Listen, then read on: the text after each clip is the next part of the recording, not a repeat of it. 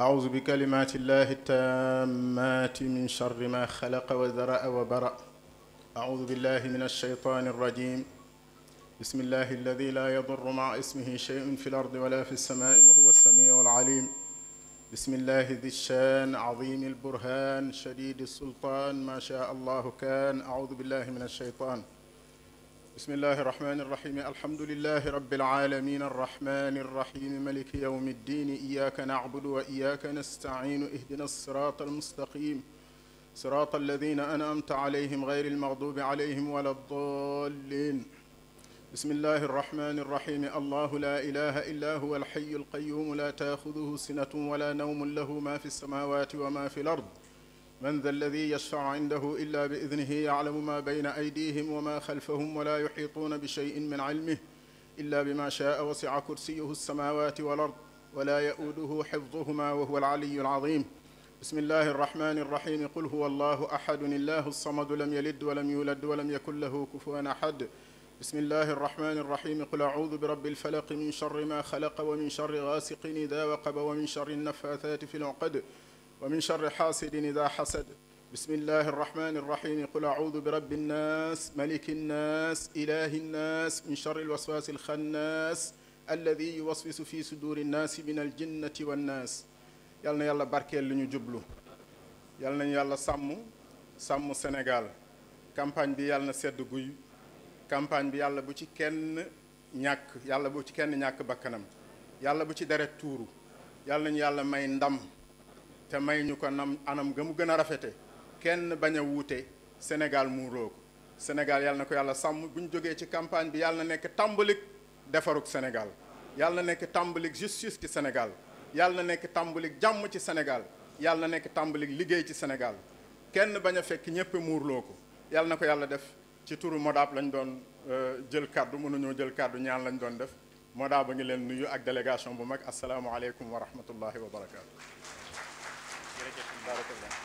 jërëjëf imam comme ni ngeen ko xamee Sénégal dafa am nu mu bindoo donc dañuy woo Justin Correa mu sànni ñu ay ñaan ci wàllu jàngu bi.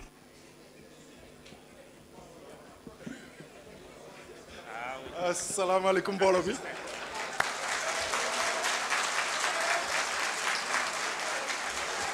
donc di wax rek ni lii mooy Sénégal lii mooy teranga lii mooy Pastef ñaan nañ ci turu jullit yi ñuy ñaan ci turu jàngu bi di ñaan jàmm ji am Sénégal yàlla na sax di ñaanal ñi fi jóge yàlla na leen yàlla yërëm xare leen àjjana di inviter la communauté catholique bi nekk ci salle bi ñu bëri fa ba dee ñu def benn prière de notre Père en l'honneur de nos martyrs, en l'honneur de leurs blessés et pour la paix lors de ces élections qui vont venir. Donc je vous invite à faire un Notre Père, la communauté catholique. Donc Toussaint Manga est là. Ensemble, on va dire au nom du Père et du Fils et du Saint-Esprit. Notre Père, qui es aux cieux, que ton nom soit sanctifié, que ton règne vienne, que ta volonté soit faite sur la terre comme au ciel. Donne-nous aujourd'hui notre pain de ce jour. Pardonne nos offenses comme nous pardonnons aussi à ceux qui nous ont offensés. Et ne nous laisse pas entrer en tentation, mais délivre-nous de tout mal. Amen. Car c'est à toi qu'appartiennent le règne, la puissance et la gloire pour les siècles de cet Amen. Merci beaucoup. Merci Abbé Justin.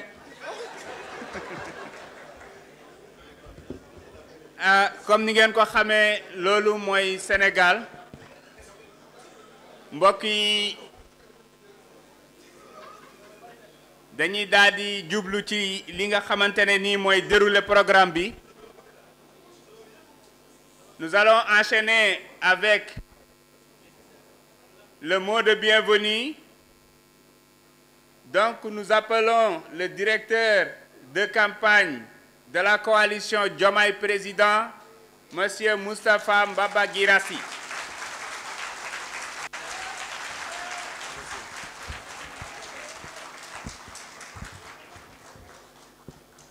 Assalamu alaikum.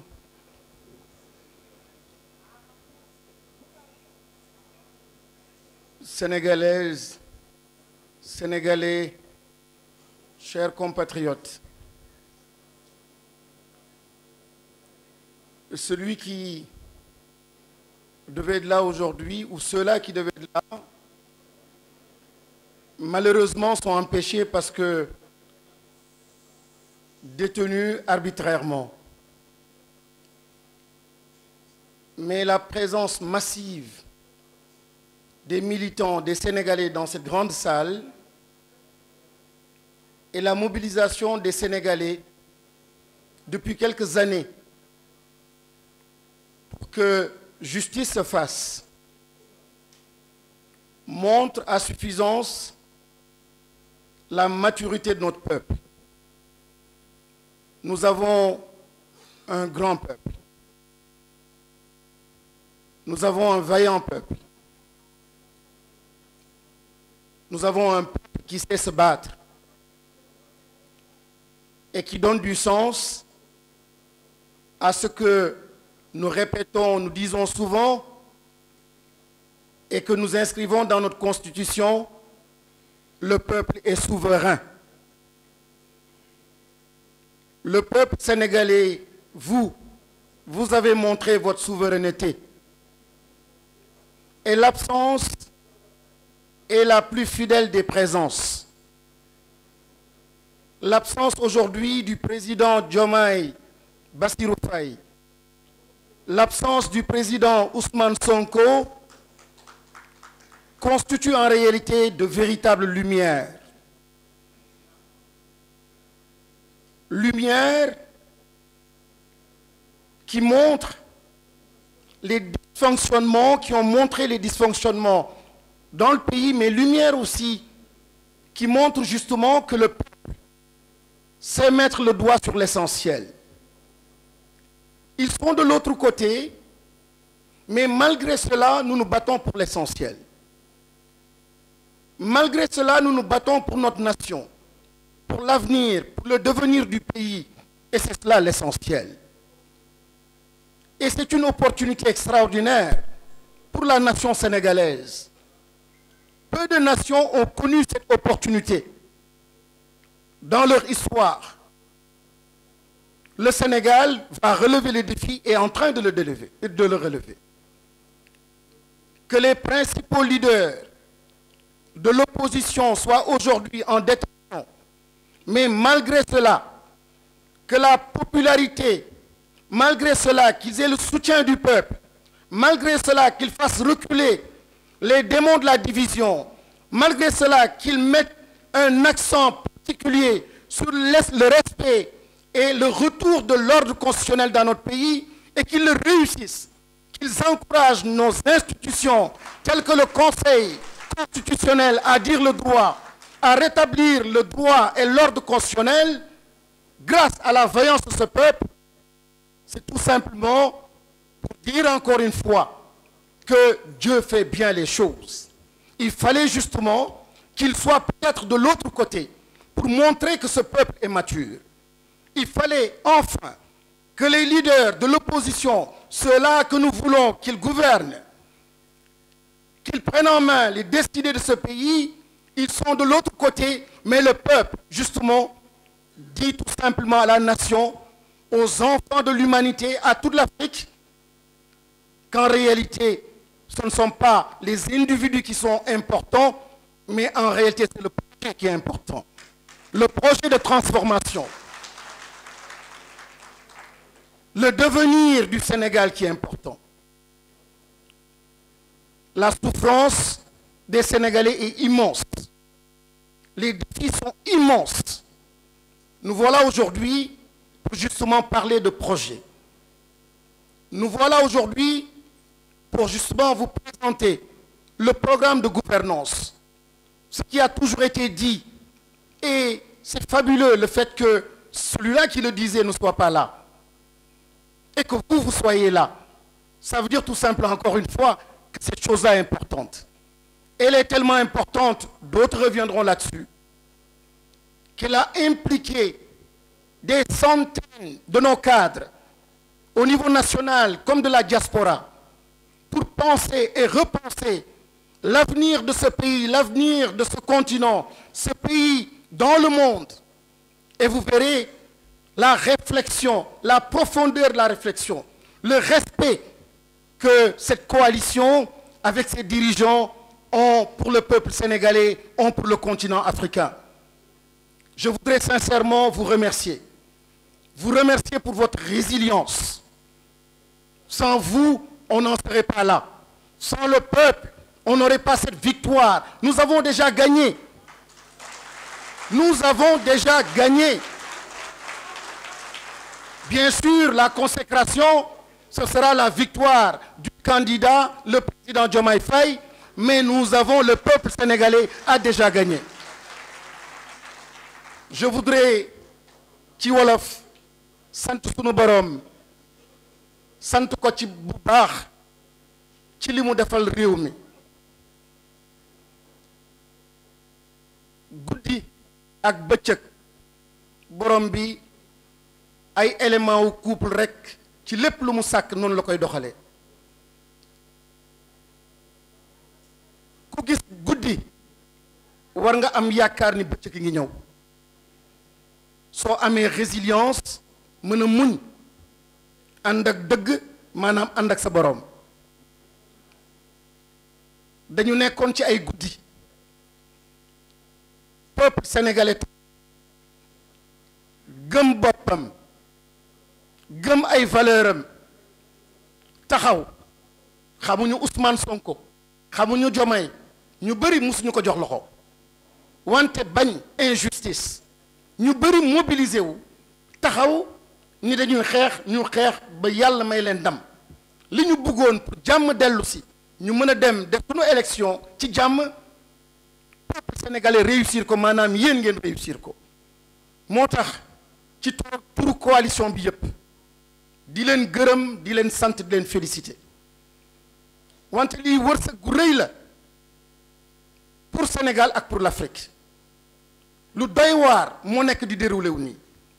Néew na ci àdduna, néew na ci histoire nation lii am. Candidat bi ñu lancé élection nekkul teewul. Yàlla def candidat bi nekk fële ci prison, nekk ci lëndëm, wante borom bi wane ni mooy borom bi, sénégalais yi wane nañu am nañu fulla, am nañu fayda. Pare ne ko, jiital ko, xeex ba tey ji lii am. Leçon bu doy waar la. Mooy wane nañu ni ndekete Sénégal li mu xiif mooy éthique ak bonne gouvernance. Du stade yu rafet, du avion, du lampe ju rafet, du leneen lu dul gouvernance ak éthique.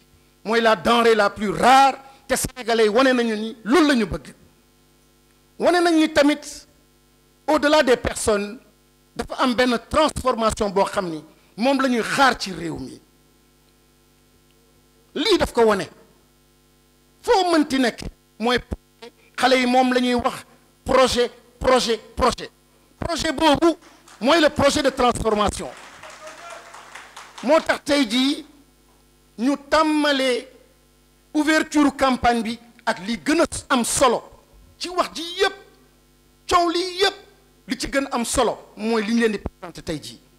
Et sciemment mënoon nañ tàmmalee ci caravane, mënoon nañ tàmmalee ci xumbal, wante bii pour li ñu dig sénégalais yi ni dañu bëgg un changement bi ngeen di xaar wane ko taxaw temm depuis lors, ñu ne nañu tàmmalee mbir bi noonu.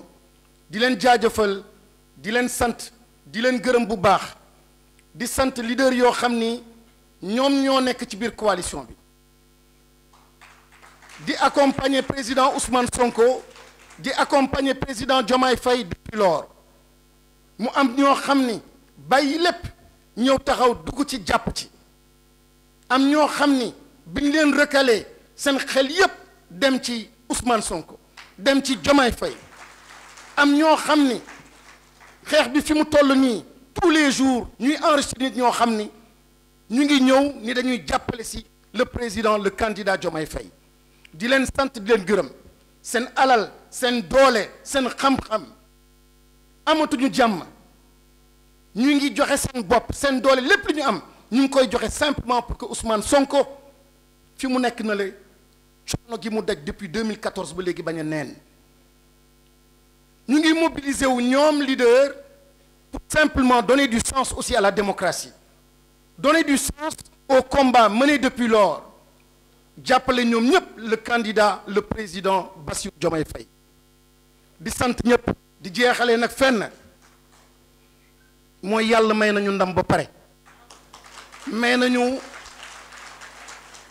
popularité kuy sant yàlla da ngay njëkk a commencer reconnaître li mu la jox du bàkku du tiitaru modestie la humilité la mais nag yàlla loolu la bëgg nga xam nga wax loo xam ne jox na la ko lim ñu jox mooy popularité lim ñu jox mooy sénégalais yi Diomaye Faye la ñu bëgg wante li ñu leen di laaj yéen Diomaye Faye li mu leen di laaj Ousmane Sonko li mu leen di laaj yóbbante boo xam ne tey jii lañ ko jot nee na ñu wax sénégalais yi nañu mobiliser wu benn nee na ñu wax sénégalais yi nañu dem jëli seeni carte électeur nee na ñu wax sénégalais yi nañu faire voter Diomaye Faye ñoom seen bopp ñu voter Diomaye Faye et enfin nee na nañu wax sénégalais yi ba léegi am na ñoo xam ne ñu ngi tappale ba léegi am na ñoo xam ne ñu ngi defaraat seeni gouvernement ba léegi am na ñoo xam ne daanuñu bàyyeeguñu xeex gi kon ngeen vigilant 15 jours la 15 jours de mobilisation 15 jours de vigilance yàlla ñu yàlla may ndam jërëjëf.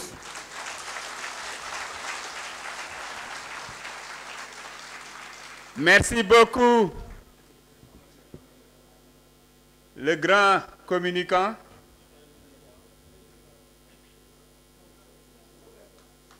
Nous accueillons le président Habib Sy. Xam naa si on dit soxna Aïda Mbodj bi may waajo woo mooy yaayu Sonko mën naa wax ne tamit Sonko am na papa. Et c'est le doyen Habib Sy. Donc, merci d'accueillir Docteur Aïssatou Aïda Mbodj, qui va parler au nom de tous les leaders en tant que présidente de la conférence des leaders de la coalition Diomaye Président, wala de la coalition Diomaye Moy Sonko. Bismillah. Je vous remercie, El Hadj Malick. Mesdames et messieurs, permettez-moi d'étreindre mon émotion et de remercier tous ceux qui sont présents cet après-midi. Remercier tous les leaders, remercier la presse, remercier les militants, mais le peuple sénégalais. Le peuple sénégalais qui, mobilisé, a manifesté son désir d'avoir des élections. Le peuple sénégalais qui a manifesté une ferme volonté de sauvegarder son peuple, de le maintenir dans la de sauvegarder ses acquis, de maintenir les acquis démocratiques obtenus de haute lutte. Ce magnifique peuple a choisi, a placé Ousmane Sonko dans son cœur. Ce peuple intelligent a observé Ousmane Sonko, a suivi Ousmane Sonko depuis son bureau des impôts et domaines. Ce peuple a admiré l'abnégation de Ousmane Sonko, son esprit d'équité et de justice, sa façon de voir les choses avec équité, mais ses vérités. J'ai vu quelque part dans les réseaux les analyses de Ousmane Sonko qu'on pouvait appeler ses vérités. Ces vérités qu'il a l'habitude de décliner, même si ça doit toucher ses propres intérêts. J'en sais quelque chose pour avoir été avec lui à l'Assemblée. Ousmane Sonko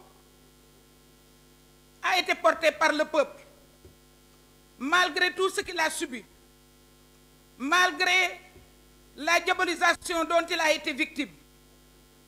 Aujourd'hui, Ousmane Sonko a rendu au peuple son amour. Parce que le peuple a plusieurs priorités. La première priorité, c'est de dégager ce régime moribond. La première priorité, la deuxième priorité, c'est de dégager ce régime qui ne connaît pas les priorités, ce régime qui n'a pas de tolérance, ce régime qui tue nos enfants, ce régime qui fait partir nos enfants. Donc le peuple a misé sur Ousmane Sonko pour effectivement atteindre ces différents objectifs. Nous allons les atteindre. Et grâce à la générosité de Ousmane Sonko, il nous a choisi Bassirou Diomaye Faye.